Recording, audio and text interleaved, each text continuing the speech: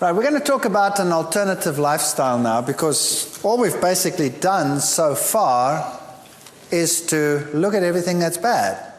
And like my friend said to me, I've listened to all your lectures, I now drink water and breathe fresh air, how long do I have to live? Or like my friend in the back there said, he closes his eyes and he says to the Lord, Lord, remove everything from my plate that's bad for me, and now he's scared there's going to be nothing left when he opens his eyes again.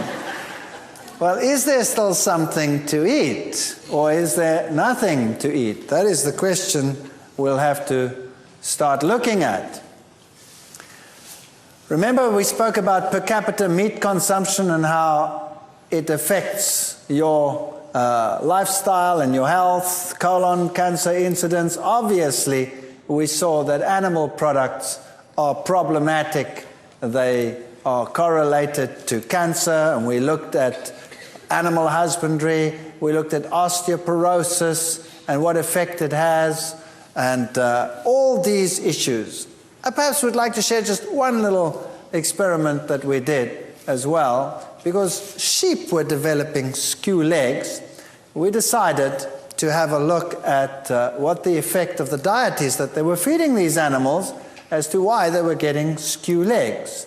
There's a sheep with slightly skew legs, and there's one that can hardly walk from the skew legs that it has. And when we analyzed their bones, those that had received animal protein had a low calcium to phosphorus ratio in the bone. So they had a decline in the various bones, the vertebrae, the ribs, and the cannon. In all three of them, the more animal protein one added to the diet. And these days they feed these animals fish meal, carcass meal, bone meal, all of these things. When we compared those that received animal protein versus plant protein, the calcium loss, as you see there again in the sheep, was 3 times as great. Deformity in those that got animal protein was much higher than those that received plant protein, and calcium to phosphorus ratios in the bone were very low when they received animal protein. And generally speaking, this is what we found. If we look at this little graph over here, we found that if we gave them plant protein only at a 12% level, they had very good bone development. If we added 3%, 5%, 8% animal protein, it got worse and worse. But if we added 8% plant protein, it actually improved. So plant protein definitely is the way to have a healthy system. We also spoke in the lectures about fear in the food chain and how animal products today are not what they were in the past, because there are bacterial resistances which are very high, reaching up to 100% levels in many, many cases. That means that bacteria don't work, are not affected by the antibiotics at all. We also compared animal products compared to plant products in terms of toxic levels and how toxins are increased up the food chain, giving us many reasons why we should avoid these products. Remember, we looked at fish oils and saw that they were just as high in cholesterol as the others, and that plant foods could give you the omega-3 fatty acids, like the avocado, and especially also the nuts and the seed items could give you everything that you required. And these are often arguments which are used as to why one should not become a vegetarian. Where would you get you this? Where would you get you that? Plants give you everything, provided you have a variety in your diet. Of course, if you're going to eat lettuce, leaves, and carrot sprigs, then you're going to have a problem. So one has to make wise decisions when one changes one's lifestyle, and if one wants to avoid all the potential hazards in the animal husbandry industry. Can plants replace meat? The answer is yes, they can. But you have to be wise and circumspect in what you are doing. And the bottom of the food chain should look like this from now on. Active lifestyles, long lifestyles, those are the things that we want. Longevity. The Hunzas, for example, were famous for their longevity, and their almost total lack of degenerative diseases. And why? Because they had lifestyles which were largely vegan, vegetarian, active, walking up and down. There are many aspects which confirm that a vegetarian diet is healthier. Even the tabloids today will say vegetarians live longer and also are considerably healthier. For example, if you want to do maximum endurance tests, you will find that those on a high meat diet have the lowest endurance for sustained maximum to exhaustion exercise. Mixed diets, that means lower meat, fat and protein diets, were sort of midway, and the vegetarian diets, high carbohydrate diets, gave the highest endurance rate, more than double that of the other groupings. So science and sports science today has contributed a lot to the breakdown of prejudice against diets. Then there were some very important people who were vegetarians. Albert Einstein was a vegetarian, George Bernard Shaw was a vegetarian, Wilhelm Busch, the McCartneys were. But Linda McCartney died at a very early age, although she was a vegetarian. And people say, well, what's the problem over here? Well, just get hold of one of her recipe books and see what she did. Everything she did was fried in oil. Everything. Now, we looked at the carcinogenic effects of that, and so there are issues that you have to look at. You can't just say, I'm going to give up eating animal products, I'm going to switch to plant products, and then you prepare everything in an unhealthy way. You're going to have a problem. So we have to be circumspect. And of course, there is nothing that can guarantee a disease-free life. It can just give you a greater probability of a disease-free life. And just to show you that beautiful women can also be vegetarian. Both Whitney Houston and Michelle Pfeiffer were vegetarian. Also endurance and marathon running and sporting activities, all of these are enhanced by vegetarian diets. Blood pressure.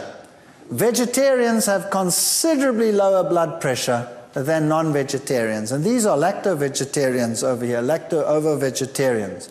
If we put a vegan down here, the blood pressures are still lower. In fact, most vegans, when they go to the doctor to have their blood pressure taken, they say, excuse me, are you still alive? Because the blood pressures are very, very low. And that is not a bad thing at all, provided you're not dizzy. That simply means that your blood vessels are still supple and flexible and don't need one high pressure to pump the blood through there. They're not constricted. And then if you're going to buy food in environments that are not so sanitary, like this one over here, where would you prefer to buy? What would you prefer to buy? The vegetables from this man, or would you prefer to buy chickens or meat in a circumstance that looks like this with the flies buzzing around? Well, even in the worst of circumstances, you're still going to be safer with the vegetable products than with the others. And you don't know what these things have been eating and what they have been fed. Now, what about the vegan vegetarian lifestyle? Isn't that a dangerous lifestyle? And isn't it a fact that if you become a vegetarian, you should look something like this? Most people have an idea of a vegan vegetarian as a thin little pale little individual, hardly capable of moving. That's the sort of idea that they have of these people. And let's face it, some of them are like that. And the reason why is because they've thrown everything off their plate and substituted it with nothing. And then they become something like this. And it is a sad state of affairs. American Journal of Clinical Nutrition, vegans, vegetarians, whole food omnivores had adequate intakes of most nutrients and were exemplars of balance, variety, moderation in comparisons with omnivores in their sample and the general population. Also, they were more in line with current dietary recommendations for nutritional intakes than were omnivorous diets. So when they actually compared the diets according to the recommended daily food intakes, the vegetarians weren't doing so badly at all. In fact, they were doing better than the omnivores. Now, they will tell you it's not safe to be a vegetarian because you'll have iron problems, B12 problems, vitamin D problems, etc., etc. Is this really so? Iron problems, you will have a greater probability of iron problems if you use dairy products because of the parameters that we discussed in that lecture. B12 is the one issue we will have to discuss. Vitamin D will be a problem only in areas where there's constant cloud cover. And even there you have UV coming through, so if you have exposure to the sun, you should be fine. You need exposure, but people today want to sit inside all the time. Here are stomach bacteria with decreasing gastric pH. Notice that the lower the pH, the fewer bacteria. The higher the pH, the more bacteria. The same in the intestine. The lower the pH, and so from the front to the back, where the acid starts coming in, you have an increase in the number of bacteria. Now, B12 is not produced by any animal in the world, it's produced by bacteria. And there are certain bacteria which in our intestines are quite capable of producing B12. Unfortunately, with the lifestyles that people have, these bacteria only occur here where there's an increase, and they occur in the last part of the intestine. And so they're too far back for us to benefit from them. So we produce the B12, but we do not absorb it. If, however, we were vegans and we took care not to mix fruits and vegetables, firstly we would have an alkaline saliva and we would have bacteria in the mouth which would produce B12. And they don't produce bad odors. Bad odors come from poor fermentation in the stomach. So you would have B12 production in the mouth, plus the pH in the stomach would seldom, if ever, go below 4.5, so you're sitting with far less acidity.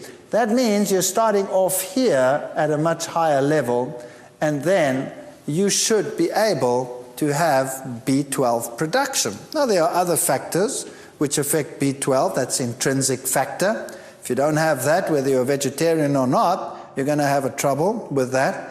High acidity, which is more problematic for meat eaters than for vegetarians, would be a problem. And in fact, most of the world's population is largely vegetarian.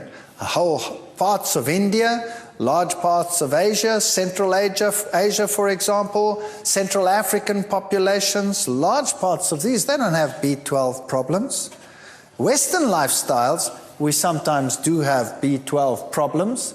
So personally, I think that they are making a mountain out of a molehill, but I would suggest that if you are worried about these issues, if you have a high-stress lifestyle, which affects absorption in an acid environment of B12, well then take a supplement, or take a fortified milk that has B12 supplementation.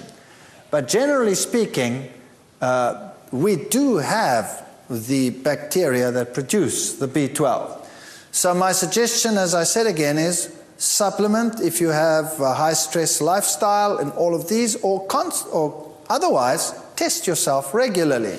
Once a year, have a test, because B12 is maintained in the body for a long, long time, many years, and you won't run out overnight.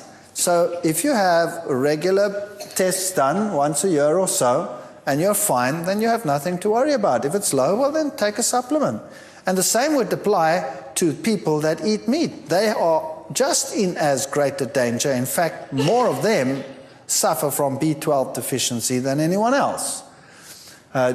If we look at minerals, we need all these minerals: calcium, potassium, iron, manganese, fluorine, selenium, tin, phosphorus. There's a whole host of minerals that we need.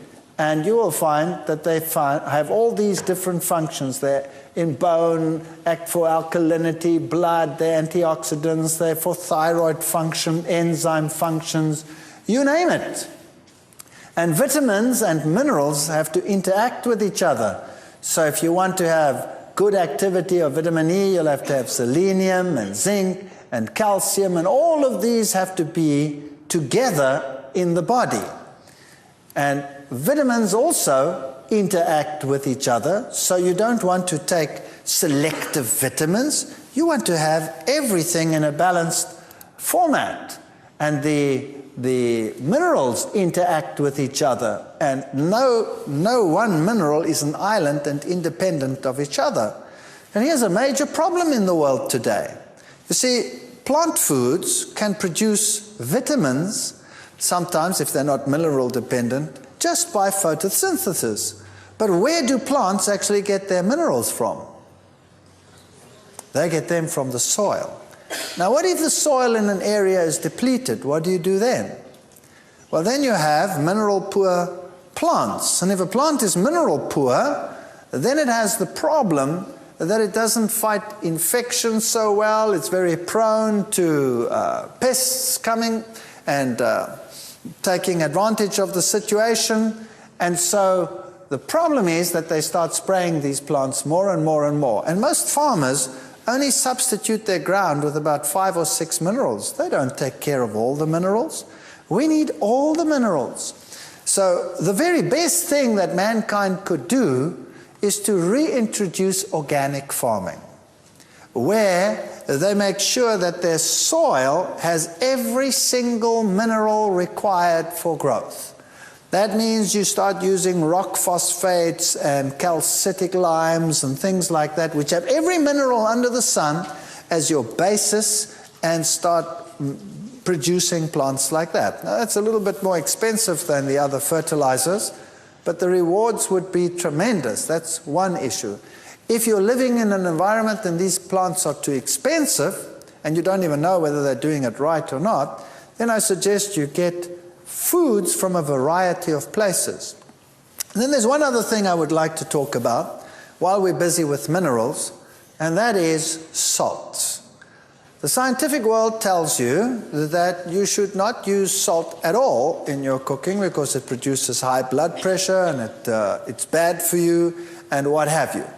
And people develop all kinds of diseases. And if you're really, really run down and really, really sick, and you have money to burn, then the Europeans in particular, they like going to these cure places where you have the hot springs with the mineral-rich waters and the salt waters, and they go and lie in the salts and they drink this water that comes out of and they feel like $1,000,000 and their blood pressure comes down and everything is right.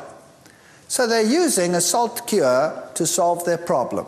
Then they go back to their normal society and their normal lifestyle, and very shortly they have the same stress and the same blood pressure problems and the this and the that and the other. Now, I have a problem here. How come the salt can actually cure some of these things and the salt cause the things at the same time? Does it make sense? It doesn't really make much sense if you think about it in those terms. Now, what is the main salt that is used in the world today? It's sodium chloride. Now, salt should have 84 minerals. Rocks out there, sea has the salt in the sea contains 84 minerals. And the fish and the animals in the sea without pollutants now are perfectly happy and have lived there for thousands of years, quite happily, reproducing and not being diseased, although there's a lot of salt in that water. But it is 84 mineral salt. Now, unfortunately today, when they harvest the salt, what they do, industry has so many requirements for various catalysts and various elements that they refine the salt and they take all those elements out. And eventually they leave you with 2 elements, sodium and chloride. If they could refine them, they would do that as well and sell you only the sodium and only the chloride. But unfortunately, the sodium would explode and the chloride would kill you. So they at least sell you the sodium chloride, 2 elements out of the 84. And then occasionally they have a twinge of conscience and they add 1 more, which is that, iodine. And they tell you, best to buy iodized salts. And now you start cooking with 2 elements. Just do a simple test. Take sea salt, which has 84 elements, and put it on your tongue, and just rub it around there. and see how long you last. You'll last for a long time. Eventually, it actually tastes quite pleasant. And then you take normal table salt, sodium chloride, and you put that on your tongue, and you see how long you last. And you'll see it'll burn your tongue like crazy, and you won't be able to handle it. And it'll have this sharp taste. So my suggestion is, when you start using a little bit of salt, because without salt everything tastes kind of bland, doesn't it? Use sea salt. Why not use sea salt? Or better still, if you can, rock salt. In some areas you get rock salt cheaply, but sea salt would be just fine. They use sea salt in any case. A good suggestion would be to use a little bit of sea salt. You know what? It'll taste better as well. Once you get used to it, it tastes a lot better. And of course, don't use excessive amounts of salt, but generally just use a little and it'll be so much tastier.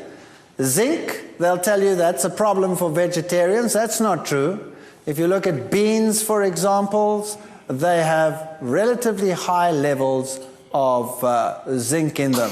And some grains, popcorn even has, popcorn is one of the highest sources of zinc, generally speaking. And wheat germ has high levels of zinc, and wheat bran. So that is not true, that vegetarian diets won't provide enough zinc. So generally speaking, if you have foods that are yellow, then you will have your vitamin A's, and if you have your grains and your nuts and your legumes in there, you should be getting everything that you require. Increase in dietary needs during pregnancy, you need a lot of folic acid, folacin you need a little bit more protein, and all of these. Can a vegetarian diet supply these? Of course. Seeds, avocados, nuts will supply all the folic acid that you require. Now just a couple of general guidelines. Number one, you have to eat an abundance of fruits, grains, nuts, seeds, legumes, and vegetables. You cannot just remove the heavy foods and sit with only fruits or only vegetables. You have to have grains, varieties of nuts, seeds, legumes in your diet, and you don't have to eat them as such. You can work with them and change them and modify them. You have to eat more alkaline-forming foods than acid-forming foods. That happens automatically when you become vegetarian. And avoid acid formation by choosing correct food combinations. 3 simple criteria, two of which you have to watch, one which comes automatically. Now, if you read some health books, they have so many complex things that you have to do that you have to buy yourself a computer just to, start working out what you must do in the kitchen. And eventually you go totally nuts. And there are so many rules and regulations as to what you must eat that you might as well just forget it. I don't know whether you've heard all of these things. I know there's so many of them. You're not allowed to eat what grows above the ground with what grows below the ground. You're not allowed to mix proteins and carbohydrates at the same meal. Have you heard all of those before? I mean, there are really silly ideas out there. Then how did God make grain? Grain consists of protein and carbohydrates. How do you make legumes? Consists of proteins and carbohydrates. Every food consists of proteins and carbohydrates. It's a silly idea. The problem is not the protein and the carbohydrate together. The problem is the animal protein and the carbohydrate together. Does that make sense? Because the plant protein digests quickly. So if you don't have animal proteins in your diet, then all of the problems associated with the so-called mixing of protein and carbohydrate disappear. So you want a diet rich in carbohydrates, and not like many recommend, low carbohydrate. You want to burn your body with a clean burning fuel. You want to have enough fats in your diet so that you do not become lean and emaciated on the one hand. And of course you need the fatty acids, the essential fatty acids, which you can only get in fats. So you get those if you have your seeds and your nuts and your legumes in your diet. And your proteins, you satisfy your general needs, kids a little bit more than the adults, and you want to have more alkaline-forming foods than acid-forming foods. How do you do that? It's very simple. The high-acid foods are the meats. Bacon, beef, chicken, crabs, eggs, fish, ham. Those are the high acid-forming foods with 15 to 40% acid formation. Medium is grains, legumes, lentils, oats, peanuts, rye, wheat, some nuts, etc. And the low, some fruits, cranberries and plums. That doesn't mean you mustn't eat them. Not at all, because they're so low acid forming it doesn't make any difference. And some of the fats. And your high alkalines are all your dried fruits, vegetables. Well, molasses is on there because it's alkaline forming, but it's still a more refined food. Beet greens, Swiss chard, dandelion, those are your high alkaline foods. Your medium ones are most fruits and vegetables. And some legumes are actually alkaline forming. Particularly if you're now old and you have a little bit of arthritis problems and things like that already, then it's good to introduce things like lima beans, navy beans, peas generally, chickpeas, all of those, nuts. The only alkaline nuts are almonds, chestnuts, and coconuts. The almond is a very good nut. And then you have some grains that are alkaline, like millet. Millet is an excellent grain. We'll talk about that in a moment. Sorghum. And then, of course, your kidney beans, snap beans, soybeans, all of this is alkaline forming. This is excellent food. So once you cut out the animal products, you don't even have to worry about acid alkaline diets. And by the way, it's the minerals that are acid producing more than anything else. So your alkaline minerals abound in fruits and vegetables. Now, here's a typical suggestion. They say you must have legumes, nuts, seeds, including nut butters. You can use fortified soys or soy milks, vegetables, fruits, grains, and bread. And if you get enough of those in the diet, you should be fine. And when it comes to young children, the only thing that changes is the proportion. So you want to have cereals in the diet, you want to have fruits pureed, but when it comes to the energy foods, you want more of those in children's foods than in the others. So cereals, fruits, protein foods, green leafy or yellow vegetables will supply every single requirement that you need. And you can see that all of it is being met, or 99%, with just a very moderate intake. Some useful equipment that you need.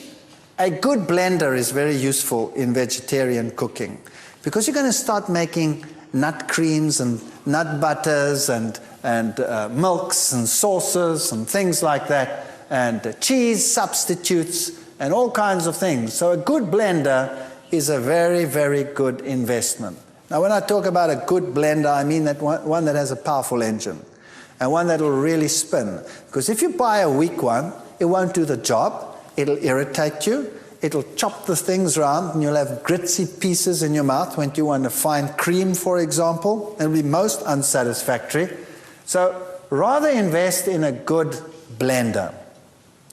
A heavy base or non-stick frying pan, waterless cookware might be quite good. And some people like extras like waffle irons, food processors.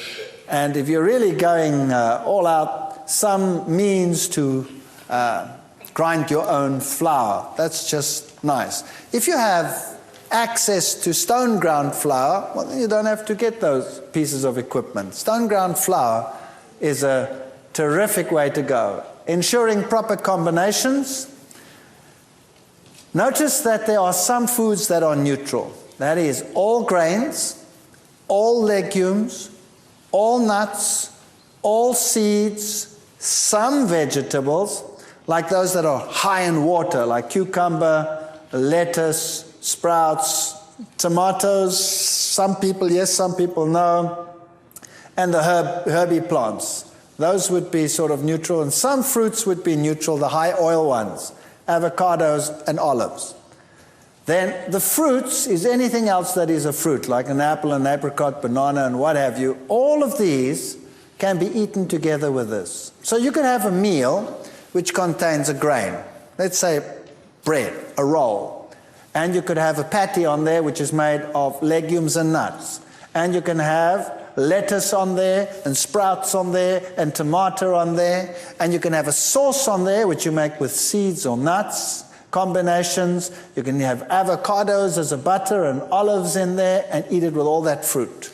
So you can have a terrific meal with a table full of fruit and bread and spreads and all kinds of stuff and patties, but you don't mix your vegetables in there.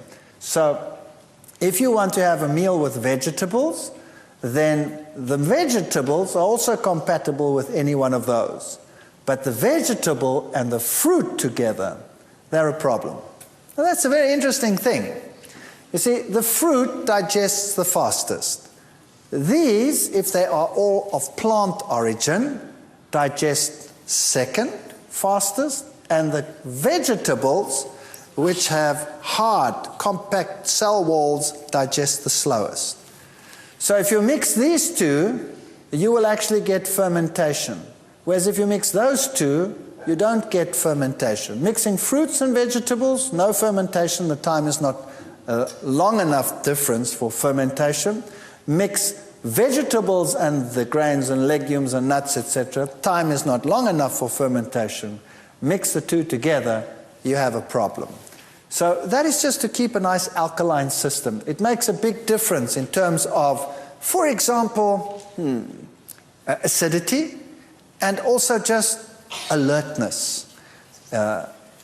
It's not a law of meats and Persians, and if you are a guest somewhere or you do not have the possibility of always doing this, then it's no big deal. If I do it, for example, I'm quite sensitive to this because I actually take care not to do it.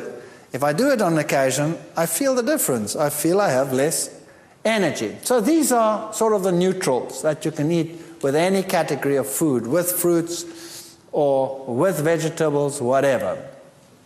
Grain-legume combination is always a good combination because of the protein. It gives you a perfect protein. So a diet that contains grains, nuts, seeds, fruits, vegetables will supply a superb blend of nutrients. And the African diet, as we said, is legumes and grains, and that is their protein source. Then they have lots of vegetables and lots of fruit. And now let's talk about whole foods. What is the power of a whole food plant? Number one, it exceeds that of their component parts. So if you take the things apart and you eat them separately, like in refined foods you would have to do that, you do not have this enhancement that you get in the whole food plant. Secondly, 1 cup of cooked kale has 50 milligrams of vitamin C and 13 international units of vitamin E. That's pathetic. That's pathetic. The antioxidant potential of 1 cup of kale is equal, however, because of the other components, to 800 milligrams of vitamin C and 1,100 units of vitamin E.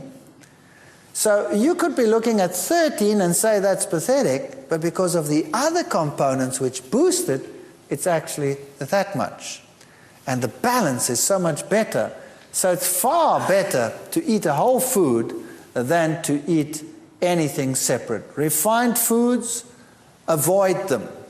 Now, you know, everybody occasionally gets sick of healthful eating. I do.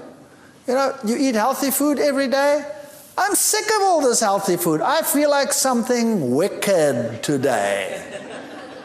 Well, then you go out and you eat something wicked within certain parameters, if you know what I mean. You don't go and slaughter an ox now. But a refined food occasionally, who cares? Or something really sweet and disgusting, who cares? As long as that's not your lifestyle. Don't become fanatical about food, because you'll not only make yourself but everyone around you miserable. And try never to see what other people eat. It's not your business. What you eat is your business. And what they eat is their business. Set a nice example and people will like to follow it. Don't refine it. If you can, use it. Now, what does that mean? How do you think whole foods? What do you do? What do you do if you find a pile of nuts and seeds and stuff like that? You go clonk, clonk, clonk, clonk, put it on your plate and say, there. You want to be a whole food fanatic? Go and eat it. No. You must learn what to do with them. You must change these things. These are whole foods. Those are whole foods. And variety, variety, variety is the spice of life. By the way, eating breakfast saves lives. Possible reducing the risk of a heart attack. If you have a problem during the day and clot potential, those people who are breakfast skippers have a 2.5 greater probability, in other words, 2.5 times the risk category to a person that eats normally and has breakfast. So 2 to 3 hours after awakening, if you had breakfast, you are better off than if you do not have it. The advantages of eating breakfast is more efficient problem solving, improved memory, improved verbal fluency, attention span, better attitudes, better scholastic performance, and that's a good reason why you should have breakfast. These are all the nice whole foods you can find in some stores. Now let's think about what to do with specific foods. For example, grains. You're now thrown out a lot of things. You've thrown out dairy, you've thrown out meat, you've thrown out all of those things. Now, what to replace them with? Now you have to start thinking grains. You know, if we were to take the grains in the world and put them into tiny little packets, just like this, we did this once. In South Africa, we went to a seed store and we bought all the different edible grains and put them into tiny packets, and we packed them around the hall from one side all the way around, right round, and said to the people, you go and look at all those grains. And they were stunned. All the grains that you can buy, all the sorghums and the various wheat types and the eastern grains and the millets and all these wonderful things, just hundreds of different grains. So there's barley, for example, which is a rich mineral food and is rich in B5 vitamin. So if you have B5, that promotes fat metabolism. So if it's cold, if it's winter, for example, just a touch of barley in something, in a stew, or a little bit of barley mixed in with rice that you're cooking, and you have a better heat production. Maize, for example, is an excellent food. These are all the different grains that you have to start thinking about and what you can do with them. Millet is a fantastic grain. It's a wonder food. It's China's oldest grain. It can replace eggs in all patties, pancakes. Millet patties are fantastic. Just fry a little bit of onions. You don't even have to use oil to fry onions. You can just use a dash of water and a dash of something to make it a little bit flavored, whatever it is, soy sauce or whatever, and then just saute them until they go brown and sticky, and keep turning them around, and add that to a patty with cooked millet and a little bit of oats to bind it, and you have a wonderful patty. It replaces eggs. It's very high in iron. It's high in vitamin E, and the great thing about it, it's an alkaline grain. So people, older people in particular, people that already have, joint pains or anything like that, could benefit tremendously from this. And what is even better, it's a complete protein. So for children, it's a wonderful grain. Protects against arthritis. It's one of the alkaline grains. It's high in lecithin. It's a complete protein. Add it to bread, cookies, muesli, soups, casseroles, whatever. You can do marvelous things with millet. Just cook a little bit of millet. If you want to make a spread, cook together until soft, just like you would cook rice. 1 cup millet, 2.5 cups water. So you take the millet, make sure you buy dehusked millet. Millet is bird seeds. You know how birds live and how long they live just off millet, nothing else? They do very well on millet, so we could do well on millet, but we don't have beaks. We have teeth. And birds dehusk the millet, and then the husks lie down there. If you bought it husked, you would have a chewing experience par excellence. So just like any other grain, you have to buy it dehusked. A little bit of salt, good salt, You can put something to make it yellow. You could just, for example, use a little bit of turmeric. If you don't want to use turmeric, use a tip of a carrot and blend it in there, then it goes yellow. And some water, and you blend till smooth, and then it looks like that. Looks like a butter. And you can have bread with millet spread. It's rather neutral, so you could put something sweet on there, you could put something savory on there, you could do whatever you like. With millet, you can make a fantastic pudding. Notice how smooth and creamy it looks once you've put it in a blender. So you put this cooked millet in a blender and you make it absolute smooth and creamy, then you can make a pudding out of that that is fantastic. So you can blend in some dates, for example. You could blend in a little bit of carob powder, then you'd have a chocolate pudding. Then you put in a yellow layer on top of that. You could put fruit in between, put it in the refrigerator, and you could make a pudding that is better than any bought instant pudding. Marvelous things you can make with millet. Oats is another wonder food. It's a very good calcium source. It's high in iron, B. It's the second best protein grain. It's a superbly digestible grain. So old people, young people, use these. You can use the oats to make granolas, to make mueslis, to make patties. You put it into everything. It takes the place of an egg anytime. You can make waffles with oats, blend it and use it as a waffle base. Wonderful things you can make with oats. We'll come to some recipes in a moment. Rye, for example, is a German grain, and add some rye to your flour just to change things around a little bit. Muesli, rolled oats, chopped nuts, raisins, pumpkin seeds. The pumpkin seed is a seed with an incredibly good protein in it. It's also a complete protein, and just a little bit of pumpkin seeds will provide all your protein needs for a whole day.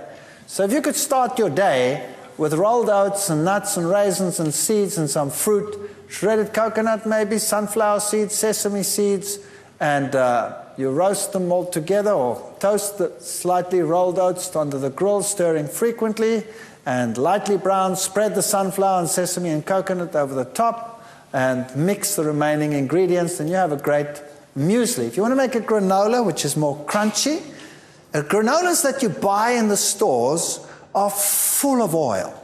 And the oil that they mostly use is sunflower seed oil. And because it's packaged like that, it's oxidized. So it's really not the best thing in the world, and it's horrendously expensive. Have you noticed that? You can make it far cheaper, and it tastes terrific, and you don't need any oil. You can take rolled oats, say 8 cups rolled oats, a little bit of sunflower seeds, some coconut if you like, chopped nuts. You can vary that as you like. But this is your binder. 2 ripe bananas, 1.5 cup chopped dates, a little bit of good salt, hot water. You can use some natural vanilla. And these mixtures over here, you stir the 2 mixtures together, and you mix this in a blender, all in a blender. Then you have this liquid, and you mix them all together. And you put them in a cookie sheet and bake them at 250 Fahrenheit. That's a low heat. That's a low heat for about 1 hour, stirring every half hour. And then it becomes a nice crunchy granola with no oil in it. Tastes terrific. Serve that with soy milk and you've got it made. And it's a lot cheaper if you buy these in a store where they sell seeds cheaply. Rice, try getting used to unrefined rice. It just makes such a difference. Now, some people don't like brown rice. They say it's too chewy. The way to get around that is to soak the brown rice overnight like you would soak legumes. And then when you cook it, it gets light and fluffy. That solves the problem. And you don't lose 80% of the B1, 40% of the B2, and 60% of the B3 vitamins, as you do with white rice.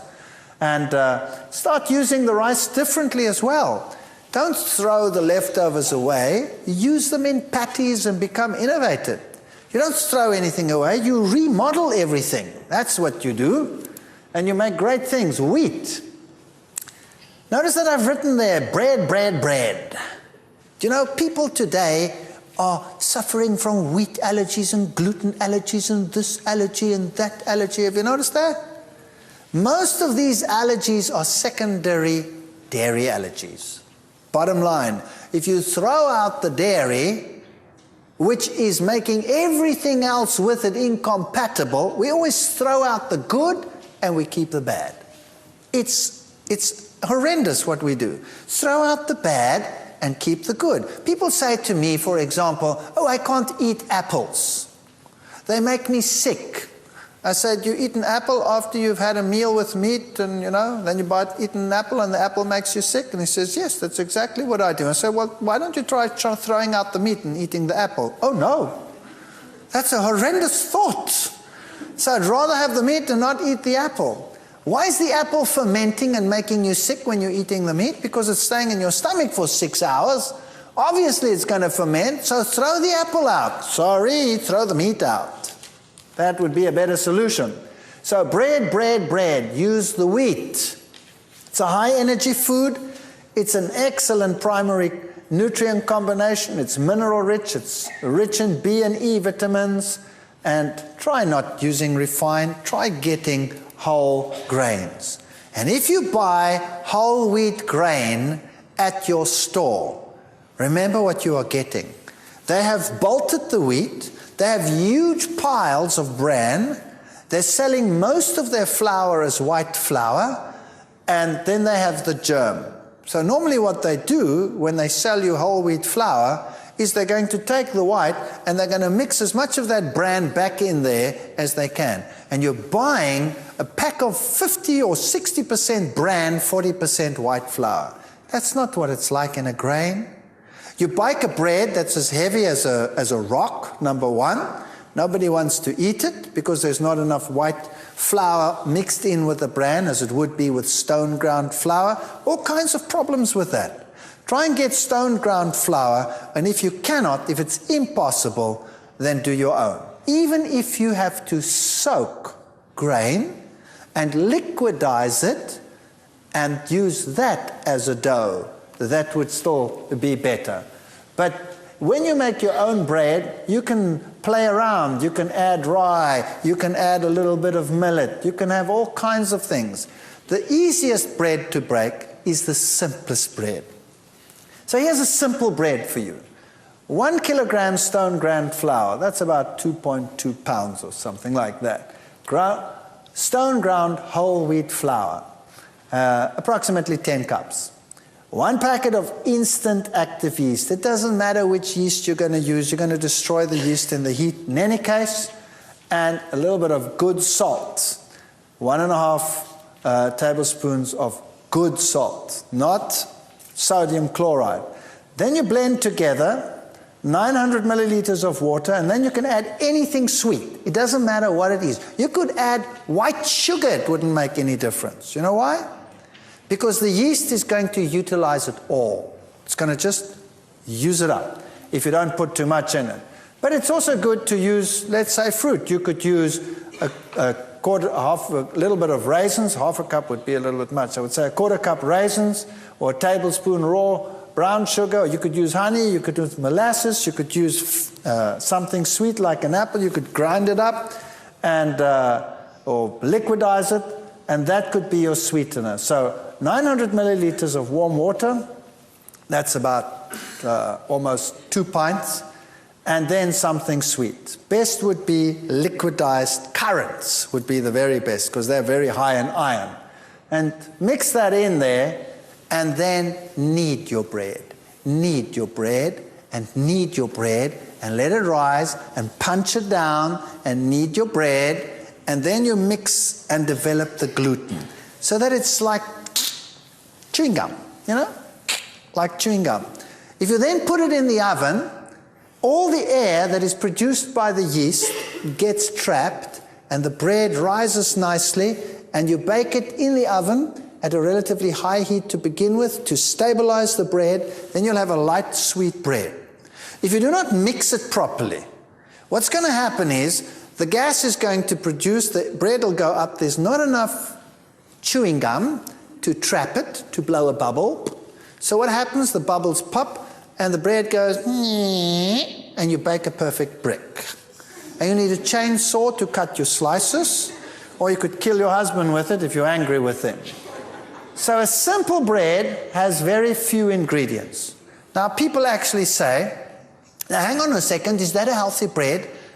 I actually want everything healthy in my bread. And they put all the things that they can think of in the bread, and they bake this heavy bread, and they need a wheelbarrow to cart it around. And it's soggy and heavy. You don't have to build a perfect meal into a bread. You eat the meal that's perfect together with the bread. So you eat all the other things with it and make it a balanced meal. So the simpler the bread, the more likely it's going to work. And once you've learned to eat this bread, all other bread tastes like cardboard. I assure you. If I don't get this type of bread, I get withdrawal symptoms after a while. And that's what a bread should look like. It should be nice and light and fluffy. It shouldn't be heavy and soggy. Nothing wrong with a heavier bread. For example, rye breads will be heavier. But what's nicer than a good bread? Now, legumes. We have to start thinking legumes. Carrot beans, chickpeas, kidney beans, lentils, lima beans, mung beans, broad beans. Peanuts are a legume. Have you ever thought of buying raw peanuts and soaking them like a legume and then making patties out of them? They don't taste like peanuts at all. Only roasted peanuts taste like peanut butter. They taste like a legume, but they taste like a rich, almost lamby, beefy legume. When you make a patty out of them, they really are magnificent as a legume. The soya bean, etc. But now you have a problem. People say, I explode when I eat legumes. I cannot handle them. Now, let's understand something about legumes. You have to pre-soak legumes. Raw dried legumes contain alkaloids, glycosides, saponins, and these are a problem. In fact, they are in the seed to prevent it from germinating. It's an enzyme suppressant. So if you take a legume and you soak it in water, and the legume soaks up all the water, how many of these products have you got rid of? None. They're all still in the legume. Now you take your legume, it's nice and soaked, and you prepare it and you cook it, and all those enzyme suppressants that prevent the legume from sprouting are still in there. Now you're getting those enzyme suppressants into your stomach, and you're not digesting it too well. Your enzymes are also suppressed. So eventually it goes all the way down, gets to the colon. The colon works with these products and then starts fermenting the legume in the colon, and that leads to an explosive experience, right? So what you want with a legume is you want to get rid of these things. You want to get rid of them. How do you do that? You soak in huge quantities of water. And the water goes what color? Goes either reddish brown or one of those, right? That's all the tannins and the saponins and the glycosides and the stuff that's coming out. Now, what do you do with that water? What do you do with it? You throw it away. And not like some well-meaning individual who thinks, well, this looks so good, I'm going to cook the pea soup with that one. Well, I'll tell you, you don't need nuclear weapons then. Just send that pea soup. It's the most explosive thing under the sun. So what I would suggest is that you buy your legumes, soak them in lots of water, pour the water off regularly. If you're sensitive to legumes, do that if it need be for 2 days, 3 days regularly. If you don't change the water regularly, they'll go bad. Just keep on pouring off the water, and then what do? Going to wait 3 days or 2 days for a meal? Of course not. You put them into freezer bags and you pop them in the freezer and they're fine. People will say, oh, don't I lose the energy value and the food value? No, you don't. You can take those very seeds and go and plant them and they will grow. What happens in nature, in Europe, in the winter? What happens to those seeds? They freeze in the ground, and then when the water comes and it rains, then all the stuff leaches out. When the stuff is out, then it can sprout and it will grow. All the nutrients that you need are in there. So soaking is essential for a legume. There are lots and lots of different legumes, and you can have such fun with legumes. You can make the greatest stews, the greatest soups, the greatest patties. You can make roasts. You can go to town on a legume. But you don't have to have huge quantities of legumes in your meals. That's another problem. We eat too much of it. It must just be a portion of the meal, and the rest must be the vegetables or the fruits or whatever else you want to go with it. The soybean is such a magnificent bean. It is rich in linoleic acid. It is good calcium source, iron source, everything that you need. And if you look at the composition of selected soybeans, I'll just put this here for clarity's sake. Beef, for example, look down that list over there and compare with raw or cooked soybeans, you will see that the soybean compares excellently with anything else. And tofu is a wonderful food. You can make great things with tofu. You can make mayonnaises. A little bit of soft tofu, water, onion salt, garlic salt, or whatever you like. Lemon juice, honey, or a little bit of raw sugar to taste. Blend them together, you have a mayonnaise. Now imagine what a mayonnaise normally is made of. What's a mayonnaise made of? Egg yolk upon egg yolk upon egg yolk, together with lots of sunflower seed oil, together with lots of vinegar. It's the worst combination under the sun. It's the worst for your cardiovascular system. You cannot imagine worse. Imagine a mayonnaise that you make with blended cashew nuts. Take some cashew nuts, cover them with water, blend them till they're very smooth, add a little bit of your favorite seasoning, and then some lemon juice, and voila, you have a mayonnaise that is absolutely marvelous. Now people say, cashew nuts, that's expensive. Hello? How much does a chicken cost in this country? What does a chicken cost? Who can tell me? So let's say $4, right? So let's say that chicken weighs what? 1.5 kilos. So let's say it's about $3, or let's say $2 per pound. Is that about right? Is that about right? $2 per pound. Good. How much of that chicken is bone? At least half of it is bone. So you're not paying $2 per pound, you're paying $4 per pound already for your chicken. Now, how much of that chicken, once you have deboned it, is water? 70% of it is water. So how much are you paying for your chicken? Well, you go and work it out. You're paying anything up to $7, $8, $9, $10 per pound for your chicken. It's a very expensive meal. It looks cheap, but what you're getting is water, 70%, what you're paying for. If you buy cashew nuts, how much of it is food? 100%. So even if you're paying $4 or $5, it's still cheaper than your chicken. So don't tell me cashew nuts are cheap or expensive. All right, and you need very little to feed a whole lot. You can make great mayonnaises with tofu. You can make omelets with tofu. You can make, there's so many things. Go to any Korean or Chinese person and ask them, what do I do with tofu? And you will be stunned. So go to the various nations that use these foods. Omelets are terrific with tofu. Half a cup of tofu, you can use a little bit of rice flour, add a little bit of cashew, ground nuts, that would be great, liquidized.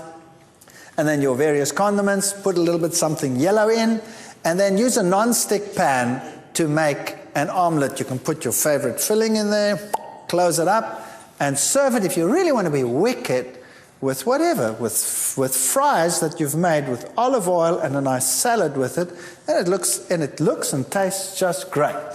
And sometimes omelets made with tofu stick a little bit more to the pan than others, so that's no problem. The ones that stick and break, they go to the wife, and the good ones come to me. Simple as that. But when I get home now, my wife can have the better ones, and I'll take the broken ones. No-bake tofu cheesecakes. You can make cheesecakes. You can make the most wonderful things. You can use agar-agar as a binder that has no animal products in it, or you could use MS. You get MS in your country, which is a wonderful substitute for gelatine, which is made from horses' hooves and skin scrapings and trotters and all kinds of stuff like that. And wonderful things you can make with juices that you blend in. Just ask the fundis how to make these things. You can make waffles. Simple things. Soak soybeans, blend them all together with some rolled oats, and you make waffles. Wonderful stuff. They bake a little bit longer. A normal waffle with an egg is finished in a minute. This one takes about 5, 6, 7, 8 minutes to bake through. Now, you don't want to wait that long. So what you do is when you're bored one night and you're not doing anything, then make a mix and start making lots of them. Or the kids are doing something, they're watching television, in between advertisement break, change. Then get all these things done and make a whole pile of them, pop them in the freezer, and you have waffles. When you want breakfast with waffles, take your waffles out, pop them in the toaster, and voila, you have waffles. You don't have to wait forever. You can make quiches. It's simple. Once you add a little bit of these blended nuts and some lemon juice and all of these things in, you can make wonderful things with these foods, and you won't even miss that you're not using eggs. Kidney beans and your own baked beans and Mexican food and you name it. And sprouts. Start using sprouts. Sprouts have enzymes in them. They help you to digest your food. They're wonderful. Mung bean sprouts. Once you get used to them, you'll start craving them.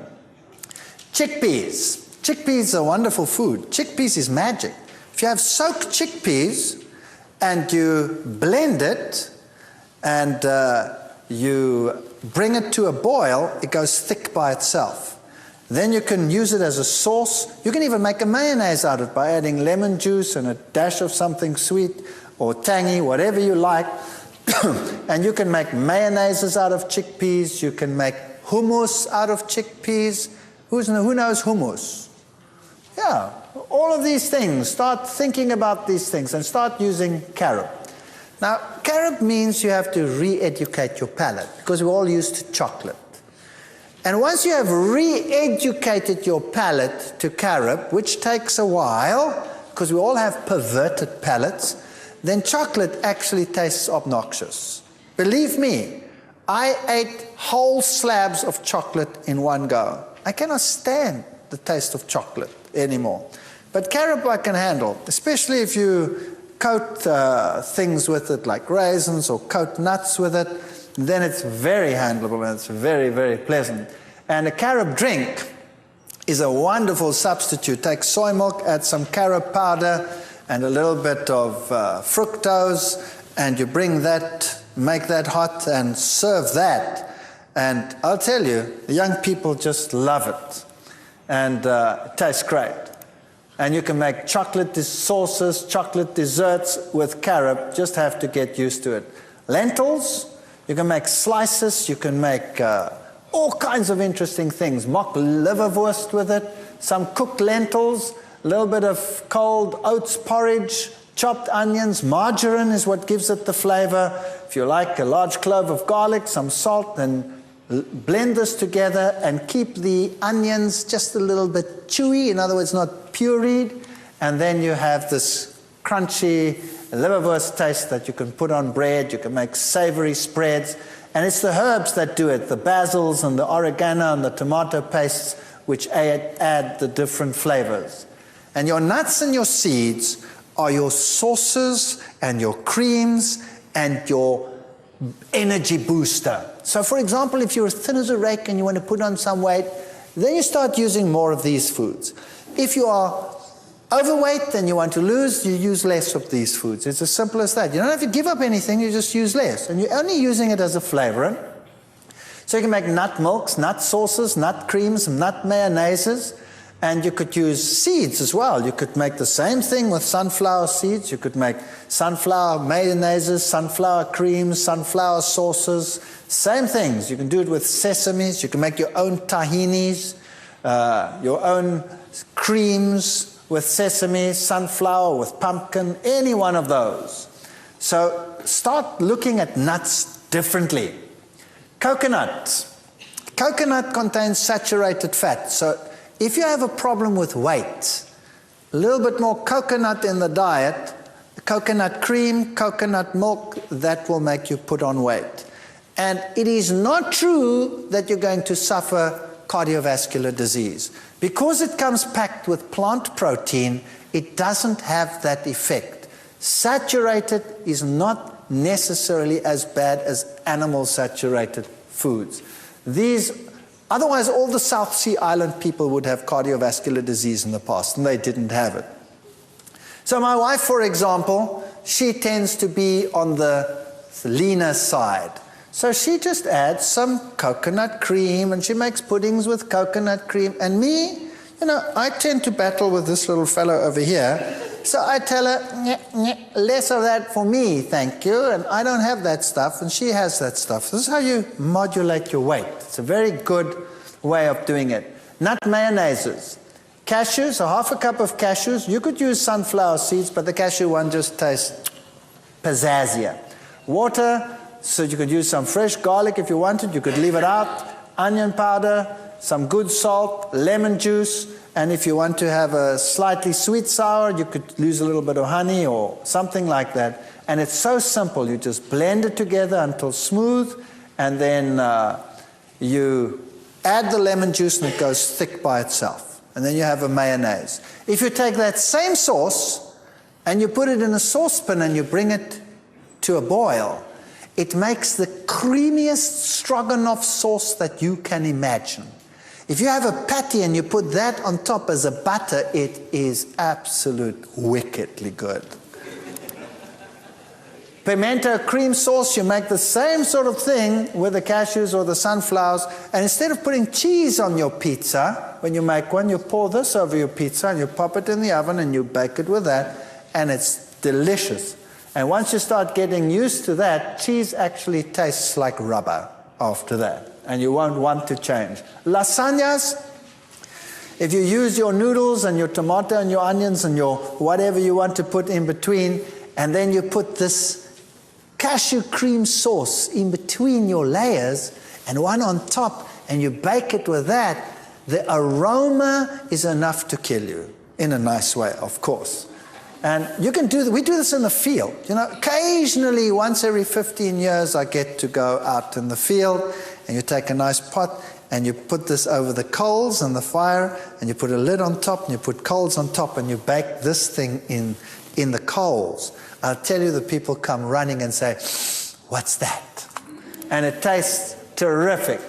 As I said, don't neglect the pumpkin seeds. Throw them into your mueslis, throw them into your breads, and don't neglect your sesames. Use the sesame butters and the sesame creams for your bread. Ladies, sesame is one of the richest sources of iron.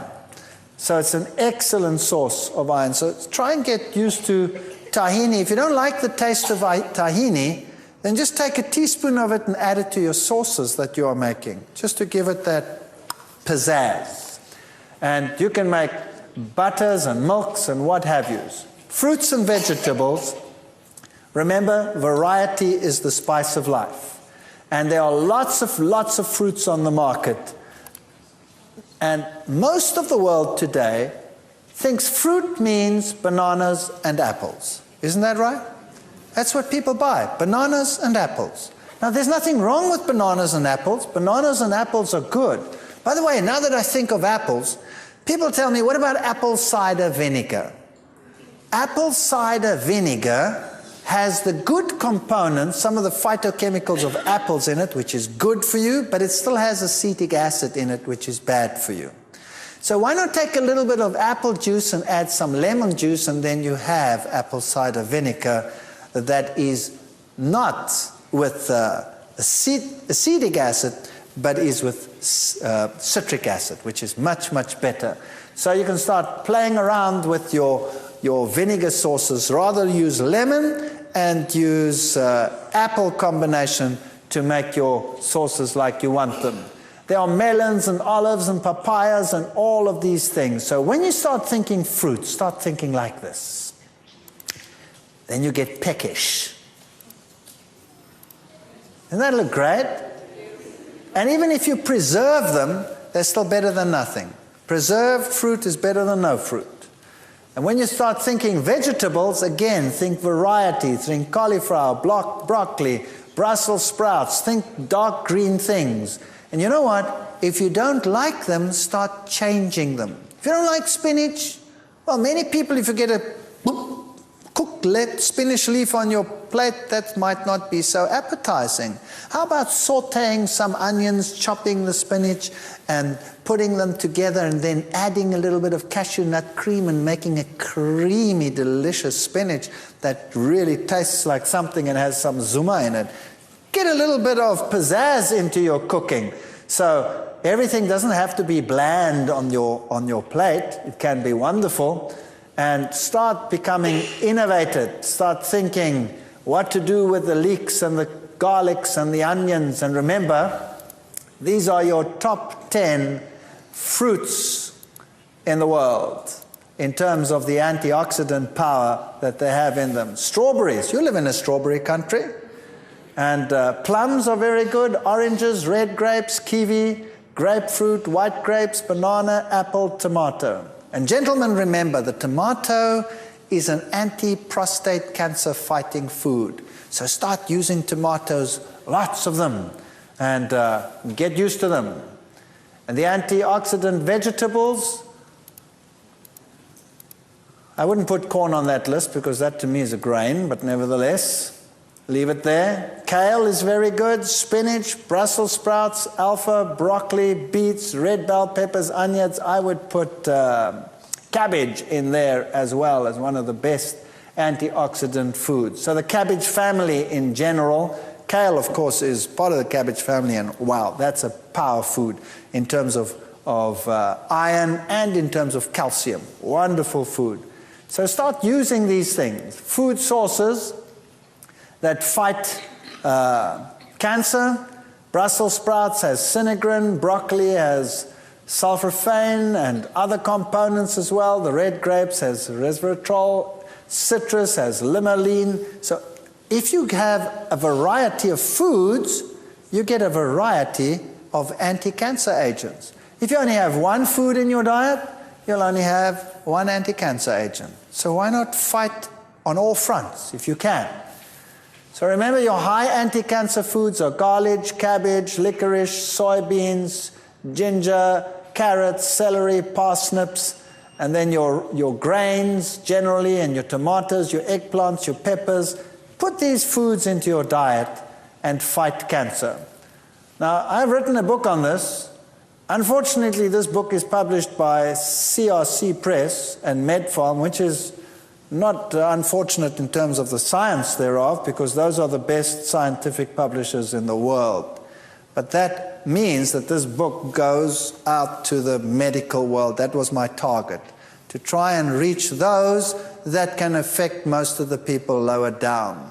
So if you want to buy this book, it's horrendously expensive. I would not be able to afford this book. So that's the sad part about this book, that it's very expensive because of that. And you don't actually need the book because it has a lot of science in it. If you're interested in that, that's good. There are lots of recipes in that. But there are so many recipe books out there in the world. And there are so many books that put this simply. But you don't want to get one that makes life complicated for you. You want simple, straightforward recipes that tell you how to prepare food in a tasty, wholesome way without 10 million rules to drive you nuts. That's what you basically need. And if you take some of the ideas that we've spoken about today, and you go to those who've had some experience in this and start getting involved in cooking schools, or I hear that you have chip programs and things in this country where you might get some wonderful ideas, then get involved slowly, and as the bug bites you, it will be fun. And once it starts being fun, and once it starts tasting good, you will feel better, you'll be excited, you'll have more energy, and you can be an example to others. Don't make a religion out of your diet. There's nothing worse than putting diet before religion. God comes first, food comes second. Food is there to be enjoyed, but why not enjoy it and be healthy at the same time? Thank you. And you can be a light unto others, and you can help them to a healthier lifestyle. Just this message alone. We get hundreds and hundreds and hundreds and hundreds of letters. I was lecturing in Germany once, and there was an old lady sitting in the back in my lectures. It was in a big hall. There were over 800 people in the hall. And she was in a wheelchair. And she was in an old age home, and she had terrible arthritis. Her fingers were like that. And she was, I don't know exactly how old it was. I speak under correction, but I think she was in her 80s. So a very old lady. And I happened to return to the same town 4 years later. 4 years later.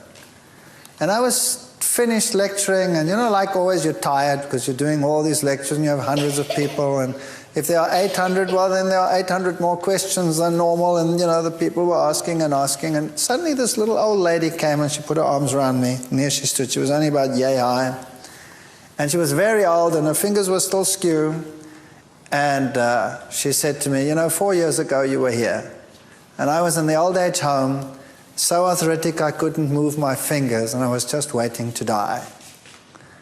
And now I stand next to you. I've left the old age home. I've gone back to my apartment. I can do my own work again. I even do my own gardening again. And maybe I'll end up in the old age home again one day, but for the moment, I'm happy that I can be at home. I implemented what you said, and I could get up out of my wheelchair. That makes a difference. And I don't care about all the critics then. That's what makes it worthwhile.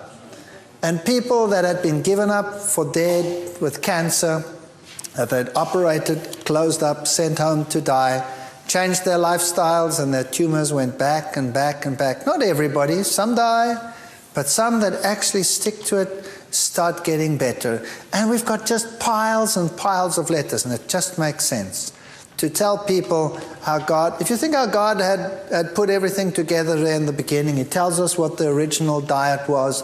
Obviously, if we're going to give the body what it was designed for, it's going to be the best. Who does not want you to be healthy? The devil doesn't want you to be healthy. And what does he use to make you unhealthy? He uses human ambition and love of money and industry to put foods together that make money and quick money and make you captive so that you can become ill. And the natural foods, they just go. God wants us to go as natural as possible. I'm sure that's what He wants to do. But He wants to reach the heart and the soul as well. So do not put the cart before the horse. It's not food that makes religion. It's religion that makes food. And so that is the invitation. Be a light, help others, and then the great truths of the Bible. Wow. Just look at them. They're so magnificent. What can be more logical than a world that obeys God? Can anything be more logical than that? What is stupid about that? What is more logical than believing that Jesus Christ is the Creator and the Savior? The whole Bible says it, and if people were to adhere to His commandments, well, that would just make this world a wonderful place.